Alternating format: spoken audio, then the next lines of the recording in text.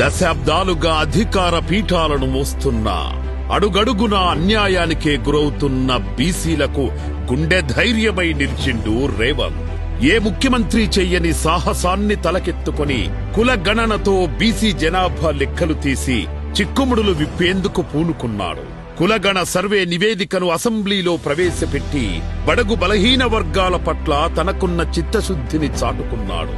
BC అంటే backward కాదు, back bone అని నమ్మి వారికి రాజకీయంగా రిజర్వేషన్లు కల్పించాలని నిజాయితీగా చెప్పిండు. చట్టపరంగా 42% రిజర్వేషన్లు కల్పించేందుకు రాజ్యాంగపరంగా చిక్కులున్నా రాబోయే స్థానిక సంస్థల ఎన్నికల్లో కాంగ్రెస్ పార్టీ పరంగా 42% సీట్లు కేటాయిస్తారని ప్రకటించి బీసీల పట్ల ప్రేమను చాటుకున్న డేరింగ్ లీడర్ తను.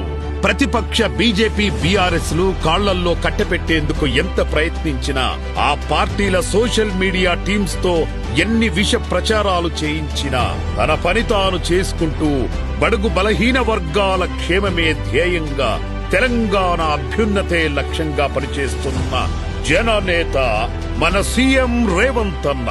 నిజానికి ఈ దిశగా రేవంత్ అన్న ప్రయాణం ఇప్పుడే మొదలైంది. కానీ సాధిస్తున్న ఫలితాలతో బీజేపీ బీఆర్ఎస్ లు అప్పుడే అల్లకల్లోలమవుతున్నాయి. కానీ ప్రతిపక్షాలు గుర్తుంచుకోవాల్సింది ఒక్కటే, మీరెన్ని కుట్రలు చేసినా, విష ప్రచారాలతో పెట్రేగిన ఈ ప్రజా ప్రభుత్వం బడుగు బలహీన వర్గాలను కడుపులో పెట్టుకొని చూసుకుంటది. రేవంత్ అన్న సారథ్యాన తెలంగాణలో సబ్బండ వర్గాల్లో సంతోషం వెల్లువిరుస్తుంది.